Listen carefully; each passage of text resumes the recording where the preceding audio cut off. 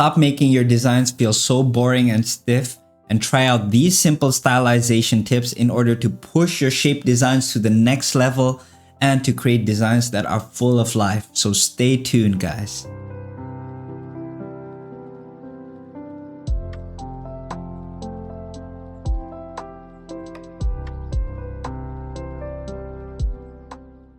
When it comes to stylization, if there's one main thing that you have to keep in mind is to avoid straight lines.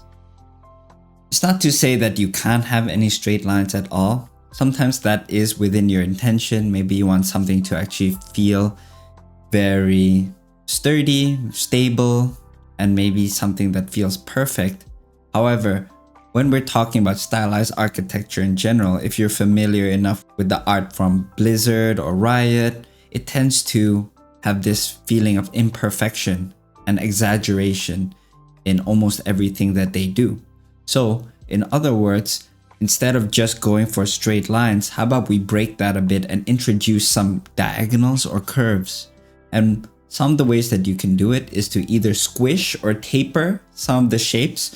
So taking this log of wood over here or beam of wood, how about we actually just pinch the inner parts of it a little bit more, therefore creating a little bit of this curve and triangulation as well. Or maybe you're going to exaggerate the impact of gravity on it, creating this sagging motion and shape as well. And the way that you can think about it is that maybe this object has been interacted with enough. Maybe there's humans stepping on it constantly and putting their weight on it. Or maybe there's been a lot of snow on this beam of wood that over time, the weight has caused the wood to sag as well. Whatever way you want to try to justify the stylization, as long as the end product feels a lot more dynamic with the curves and the diagonals as well, then I think that's still the most important thing. So let's just say you have a house that you want to stylize. One of the first things that you can do is immediately just start pinching in some of the shapes. So rather than the roof feeling like it's straight all over. So once again, we want to avoid straight lines. And we introduce a little bit of that curve and pinch over here. And lastly, to further stylize it, we can add that sag down the middle. And once again, maybe there's some weight that has been put on it, or just the effect of gravity over time that further breaks the straight edges over here.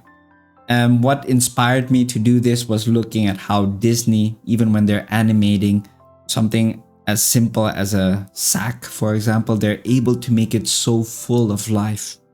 Which brings me to my next point. You want to try to introduce a bit of gesture even to something like an architecture that's actually a non-living object. It might surprise some of you guys to know that I was actually previously a character artist. Or should I say I mostly did characters. And I think most of us did, starting off with fan art. And for me, my poison of choice was actually Dragon Ball Z. But one of the things that I think really helped me give an edge when it comes to stylization for architecture is to treat my architecture like they were characters in itself.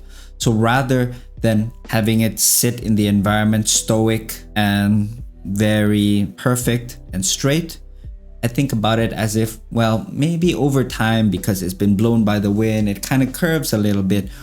Or maybe due to the effect of gravity, the building gets a bit tired and starts sagging a little bit. Or maybe you have an architecture that's standing proud, and in order to emphasize that feeling of pride, I try to have it puff its metaphorical chest out a little bit. So as you can see, I decided to apply that kind of stylization, and of course coupling it with the sagging and the pinch from the earlier stylization tips that I've given you guys earlier as well. And that just gives so much more personality to the architecture. Speaking of personality, there's other ways that we can do it too. So instead of putting things on the grid or making things feel perfect, which once again, I think is a very natural tendency. We humans tend to like to put chaos into order, and one of the things is to just put it on a grid or divide things into halves and all of that. And also on top of that as well, I think because Most of us naturally can't draw straight lines. It seems like a flex or even an accomplishment to be able to do things super straight. However, as I mentioned very earlier on, when things are actually super straight, it ends up feeling stiff and dead. So instead of having everything on 90-degree angles and on a grid, how about we have some of these books off center a little bit? Maybe the owner kind of just threw it on the desk without really trying to tidy it up or organizing it. And maybe instead of the photo frame being straight, it's tilted on a 45-degree angle. It's little changes, but in the sum of it and in total, it makes it feel a lot more lively. It feels like there's just been this human touch. And if you really think about it as well, props and environments are just a stage for humans to interact with. You might even argue it's the other way around as well, where the environment is molding the character and forcing it to adapt certain habits, develop certain cultures. But all in all, you don't want to make it feel like it's devoid of human activity. That's all I'm trying to say here. And even the way that you treat your materials as well through weathering can tell a little bit of a story in itself. Once again, there might be a certain instance where we actually want things to be clean and perfect because maybe that's the story and intention that we have behind that concept. However, if it is something that has been sitting there for quite a while, has had the passage of time, or has been through the passage of time, and has had a lot of people interacting with it, maybe you can reflect it in here. So maybe over time, there's been a lot of people that kind of walked past this plank of wood and created all these scratches and nicks as well. And you can see that there's even a slight beveling of the edges, because generally speaking, the edges and the corners of objects are the ones that are going to be worn down the most. And what we want to achieve here essentially is exaggeration. We want to feel like this is an elevated and pushed version of what would happen in real life. And maybe once again, the carpenter that's actually hammering down the nail, maybe he did a little oopsie and mistake and the nail got a little bit bent and therefore it's not as perfect as all the others. And hints at human interaction and that imperfection that results in liveliness. Similar to the last video that I've done on line weight, I think it'll be a good idea for me to show you guys some of my favorite artists that I've studied over the years or who I think have a really good handle of stylization and are worth for you to have a look at and study as well. And one of my favorite artists of all time is Cory Loftus. And what you see here is some of the concepts that he's done for an MMO that's now defunct, sadly, but I did enjoy while it was still around, called WildStar. And it's not too often that there's been an IP or an art direction or even a universe that's really just drawn me in to the point that made me want to play this game in the first place. But with the concepts that Cory has done over here, you can probably see why I was so enamored by it. And you can see some of the principles that I've explained to you guys earlier. And in fact, I feel like I've learned a lot about stylization from studying his works. You can see the sag and stylization here that's being created. You can even see the imperfections on these poles, these wooden poles. So instead of it being entirely straight, you can see some of it kind of jutting out and some of it being concave and then some of it being a little bit more convex, and just embraces the imperfection of twigs that you might find out in nature. Or like, and in fact, generally things that are really straight are going to be the result of human intervention and maybe the shaving down of it. And you can see even here as well, the sag that's being created.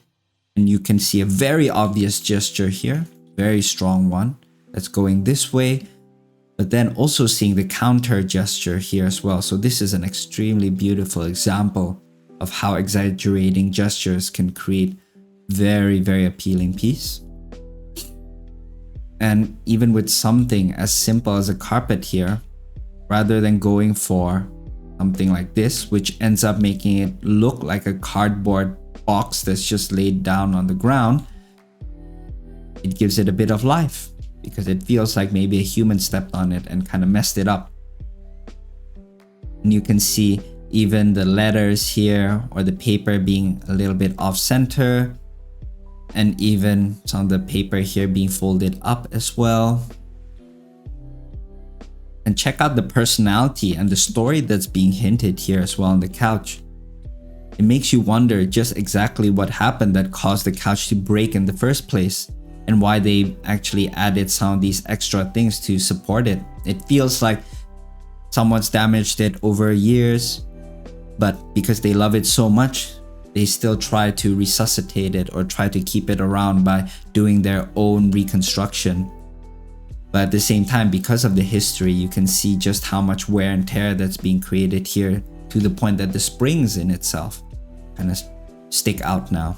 And you can see even with the cloth here as well, it's not like a flat piece of cardboard. It actually feels like someone maybe draped it over, sat on it, and therefore it looks the way that it does. And you can see the tapering here as well. And man, it's just so beautiful. Just check out his works for yourself. But I will say this though, unfortunately, due to the advent of AI, Corey has taken down a lot of his works from his platforms. So unfortunately, it's a lot harder to find. But with that said, do try to put in the time to actually find them, because I do think they're very well worth it. A more modern example is Baldi's work, whom I've also been following for quite a few years now. And the concepts that he's done for Wayfinder, I think, are great examples of this more Blizzard-esque and even Riot stylization that a lot of us, I think, enjoy a lot.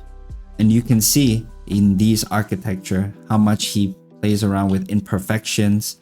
You can even see like the pipes here as well, feeling like they've been haphazardly put together. But then at the same time, the slight tapering and even the weathering on the wood here, and even the roof tiles too. It doesn't feel like it's just a straight grid where everything's laser perfect.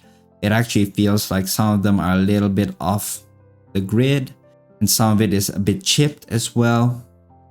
And it doesn't feel like it's so copied and pasted basically. And even with the steps here as well, feels like some of the bricks are sticking out a little bit more. Some of it has a bit more cracks and weathering.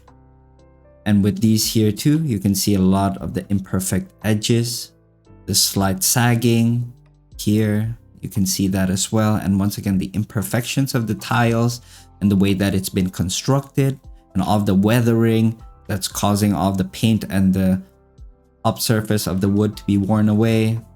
And yeah, you can check out the weathering here to the extreme, to the point it's destruction basically. But even this wind vane as well is a little bit crooked too. And in general, despite us being taught with perspective, especially as a student, having to do everything perfect to the grid, at a certain point you can say that as long as you understand what the perspective is roughly, and it doesn't look glaringly off, you'd be surprised at just how much you can get away with, and in fact that you should try to push for in order to go for stylization rather than perfection. It's something that I've struggled to do when I was a student because of that programming and also that desire to make everything perfect once again. But the more experience that I've had, the more I realize where I can push and get away with things, the more that I embrace the imperfection in my art rather than trying to make it so perfect, which makes it feel stiff and dead. And of course, I have to give a big shout out to one of my biggest influences, and that is the Blizzard art style. And one of the very specific IPs that I grew up with and spent an ungodly amount of time on is actually World of Warcraft. Hey, I guess it kind of paid off a little bit because it did get me interested in doing concept art in the first place. And it gave me a lot of sensibilities and even a taste for stylized architecture and environments in general. So I guess it worked out in the end somehow. But one of the IPs that Blizzard worked on that I studied a lot was actually Overwatch, because I think it walks that fine balance between something that feels like it could exist in real life with the realistic rendering, but at the same time, the way that they treat the shapes is very stylized. And I think the combination of it is really appealing and something that I try to capture in my works as well. And you can see the sagging here as well. And maybe there's been a lot of people that's been standing here and that's causing the weight. Or maybe it's the snow that's been piling on that's causing the sag. And as you notice, it's not that every single art is sagging as much. Here it's relatively straight. This one, you can see a slight bend to it as well. So in the end, how much you want to do it comes down to personal preference and art direction and the style that you're working with too. But in general, I do suggest that if you want something to feel lively, just avoid straight lines. And you can see even with the way that the tiles are, they're a little bit offset too, not something that's entirely straight. And you can see that even the bricks as well. The amount of weathering that's happening here too, such as this bevel on the edge. You can see all these chips and all the imperfections of the edges too. It doesn't have to be crazy and something crazy noticeable, but even these subtle bits of off-centeredness and being shifted to the side goes a long way to making something feel much more lively. And lastly, you can see how I implemented into my own works as well, based off all the studies that I've done, and of course just the personal preferences that I've developed and sensibilities over time as well. Where you can see the clear sagging here, the tapering. You can see that it's quite thin on the top, but the bottom gets a bit thick. Once again, creating that taper. A little bit of a squish here as well, and all the imperfections on the roof tiles too, and the weathering on the steps, and even on the wood here as well with the grain, and a few chips here and there too, and even on the bricks on the chimney here as well.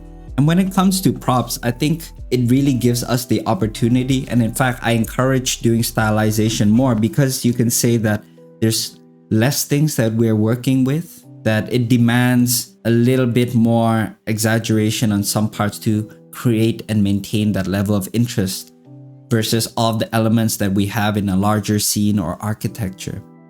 So you want to try to exaggerate the weathering and the imperfections and distortions whenever we can. Push gestures as well, pushing the tapering. You can see the squish here, a little bit of the sag, a little bit of the rotation as well, so that not everything is on a grid. And even the carpet being messed up, and the variation in how I clump all of these little tufts at the end. And even with the fish, you can see the clear gesture and all these smaller gestures kind of pointing in towards the fish too. And this weathering that's happening on the chopping board. And here especially as well, the breaking of the straight edges, the tapering that's happening as well, and the gesture that's being created in the flames here. And I think also because of how small props are, you're kind of forced to pay attention to the weathering a bit more, because when you're zoomed out, sometimes seeing the very tiny weathering and chips might be quite hard. But here, you're actually forced to make it quite obvious. And once again, these little bits add to the interest of a prop as well. Because otherwise, if you really think about it, this is just a lantern, but it's because of all these variations in shapes and the pinching and the gesture that's being created, even in something as simple as a flame here as well. It all adds together to just make an object that's otherwise quite boring and simple to something that actually is quite appealing. Alright guys, so that wraps up this video. But if you'd like to see demos of how I implement the stylization process and apply all the things that I've covered onto a smaller prop, a medium prop, and also a smaller architecture in the form of exercises, then be sure to check out this other video so you can follow along and level up your stylization as well. Appreciate you guys checking this video out, and I'll see you on that video.